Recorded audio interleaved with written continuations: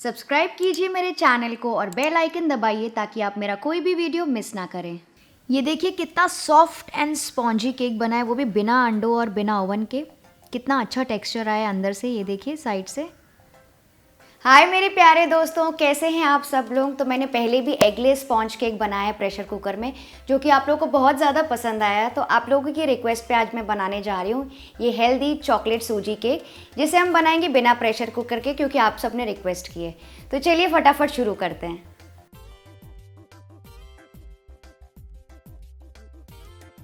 Spongy सूजी या फिर रवा केक बनाने के लिए सबसे पहले एक बोल में दही डाल देंगे और इसे अच्छे से फेंट लेंगे। तो ये प्लेन दही है जो कि मैंने घर पे ही बनाई है, और ये आधा कप दही है।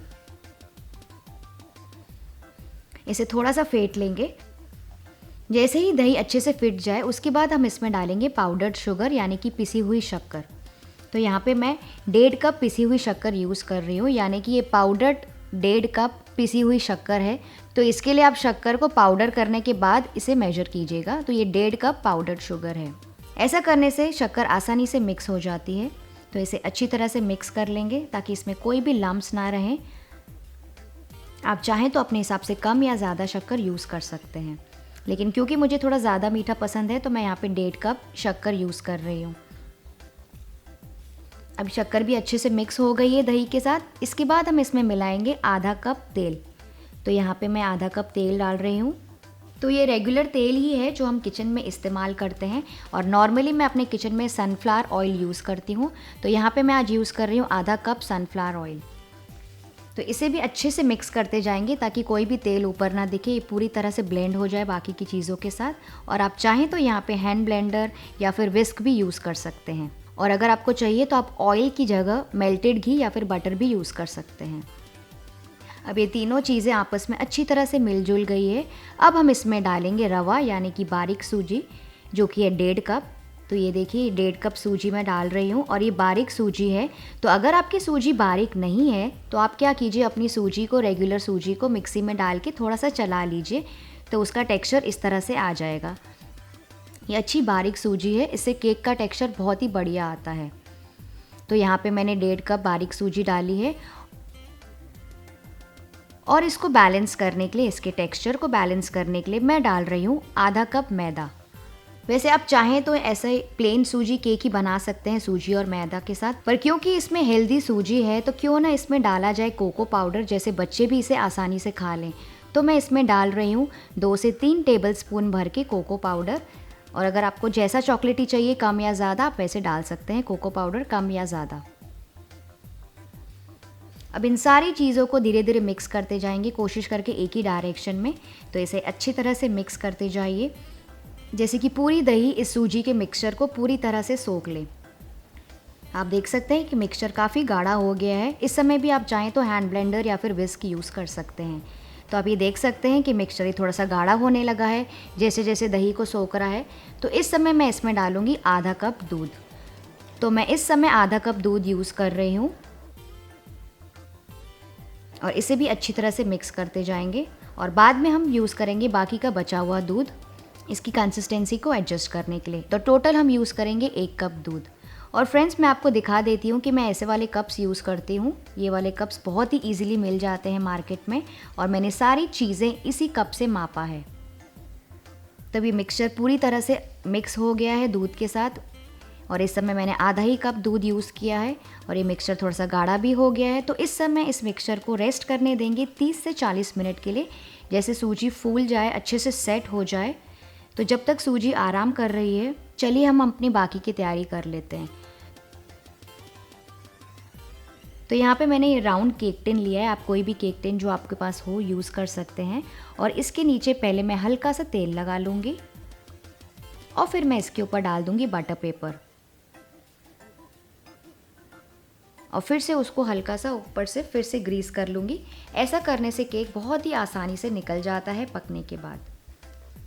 तो अब सूजी को भी लगभग 20 से 25 मिनट हो गए हैं। तो अब हम अपनी कढ़ाई प्रीहीट कर लेते हैं। जी हाँ, आज हम ये केक बनाएंगे कढ़ाई में।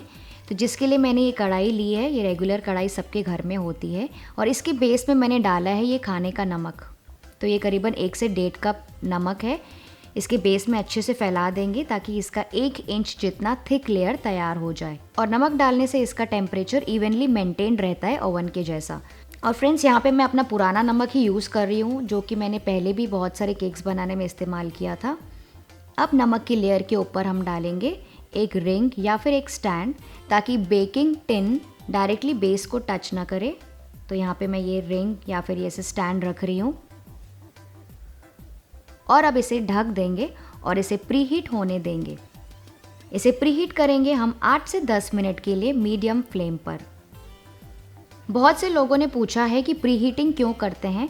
तो इससे क्या होता है, कुकर का या बर्तन का या कढ़ाई का या फिर ओवन का जो भी चीज़ आप यूज़ कर रहे हैं बेकिंग के लिए, वो एक तापमान में आ जाता है और जिससे जैसे ही आप अपना केक अंदर डालेंगे वो पकना शुरू हो जाता है। और आसानी से समझाने के लिए, नॉर्मली कैसे आप तेल को अच्छी तरह से गर्म करते हैं ना कुछ भी फ्राई होने के लिए, ताकि वो एक तापमान में आ जाए, उसके बाद ही फ्राई करते हैं ना, उसी तरह से ओवन को, कढ़ाई को और प्रेशर कुकर को, जिसमें भी आप केक बना रहे हैं, उसे प्रीहीट करना बहुत ज़रूरी होता है। और अगर आपको मेरा वेनिला एगलेस स्पॉन्ज केक देखना है प्रेशर कुकर में, तो उसका लिंक मैंने डिस्क्रिप्शन में दिया है, वो चेक कर सकते हैं।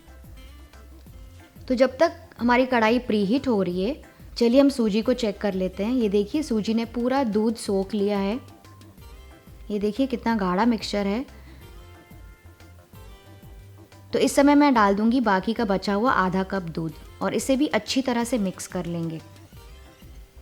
और फ्रेंड्स, आप दूध कम या ज़्यादा, 1 या 2 टेबलस्पून दूध आपको कम या ज़्यादा भी लग सकता है आपकी सूजी के हिसाब से, तो आप कंसिस्टेंसी वैसे चेक कर लीजिएगा, क्योंकि कभी कभी किसी की सूजी बहुत बारीक होती है, किसी की थोड़ी सी मोटी होती है, तो आप उसके हिसाब से दूध 1 या 2 टेबलस्पून इधर उधर एडजस्ट कर सकते हैं।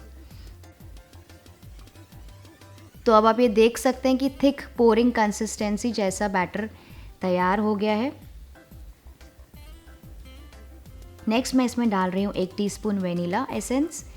ये ऑप्शनल है, अगर आप चाहें तो यहाँ पे इलायची का पाउडर भी यूज़ कर सकते हैं। अब बारी आती है डालने की बेकिंग पाउडर। तो मैं यहाँ पे 1 टीस्पून बेकिंग पाउडर यूज़ कर रही हूँ और साथ ही में मैं डाल रही हूँ 1/4 चम्मच यानी कि 1/4 टीस्पून ऑफ बेकिंग सोडा। और इन दोनों चीज़ों को भी अपने लाइट हाथों से अच्छी तरह से मिक्स कर लेंगे। तो इसे हल्के हाथों से ऐसे मिक्स करते जाइए बैटर के साथ। तो ये अच्छी तरह से मिक्स हो गया है अभी। और आप चाहें तो इस स्टेज में आप ड्राई फ्रूट्स या फिर टूटी फ्रूटी जो भी आपको पसंद है वो आप डाल सकते हैं केक में। तो अब ये बैटर तैयार हो गया है, इसे केक टिन में ट्रांसफ़र कर लेंगे। ये देखिए, मैं ऊपर से अच्छी तरह से ऐसे इसको गिरा रही हूँ केक टिन के अंदर। ये बहुत ही अच्छी कंसिस्टेंसी आई है, इसमें लेयर्स आ रहे हैं। तो इसमें पूरी तरह से पूरा बैटर ट्रांसफ़र कर लेंगे और उसके बाद 1 से 2 बार इसे किचन प्लेटफॉर्म के ऊपर ऐसे टैप कर देंगे, यानी कि पटक लेंगे अपने प्लेटफॉर्म के ऊपर, ताकि इस ऊपर से अच्छे से स्मूथ और इवन हो जाए और इसमें कोई भी एयर बबल्स ना रहे। और अब मैं इसके ऊपर डाल रही हूँ बारीक कटे हुए ड्राई फ्रूट्स। तो मैं यहाँ पे आज ड्राई फ्रूट्स थोड़े से यूज़ कर रही हूँ ऊपर से इसको थोड़ा सा रिच बनाने के लिए। आप चाहें तो यहाँ पे भी टूटी फ्रूटी यूज़ कर सकते हैं अपने बच्चों के लिए। तो बस अब ये तैयार है कढ़ाई में जाने के लिए। इसे मैं इस कढ़ाई में इस स्टैंड के ऊपर सावधानी से रख दूँगी, क्योंकि इस समय कढ़ाई बहुत अच्छी तरह से गर्म हो गई है। तो इसे सावधानी से ऐसे प्लेस कर दीजिए सेंटर में और फिर इसके ऊपर ढक्कन लगा देंगे। सबसे पहले हम इसे पकने देंगे मीडियम फ्लेम पर 8 मिनट के लिए और उसके बाद हम इसको लो फ्लेम पर पकाएंगे 35 से 40 मिनट के लिए। ध्यान रखिए गैस का फ्लेम लो और मीडियम के बीच में ही होना चाहिए पहले 8 मिनट के बाद। तो आज मेरे पास ये कांच का लिड था तो मैं यूज़ कर रही हूँ, ताकि मैं लगातार केक को देख सकूँ और फिर बीच बीच में इसको खोलना या फिर चेक ना करना पड़े। तो मैंने इस केक को 8 मिनट सबसे पहले मीडियम फ्लेम पे पकाया था और उसके बाद लो फ्लेम पे 35 मिनट के लिए पकाया था। तो चलिए अब लिड हटाकर चेक करते हैं। वाओ, आप देख सकते हैं कि केक कितना बढ़िया तरीके से फूल गया है। मैं आपको चारों तरफ से दिखाती हूँ। ये देखिए कितना फ्लफ़ी हो गया है और इसने साइड्स भी थोड़े से छोड़ दिए हैं, इसका मतलब ये अच्छे से पक गया है। और इस समय आप चाहें तो इसमें टूथपिक या फिर चाकू डाल के भी चेक कर सकते हैं। तो मैं चाकू डाल के चेक करती हूँ। ये देखिए कितनी मस्त साफ़ चाकू निकल गई है, इसका मतलब ये पूरी तरह से पक गया है।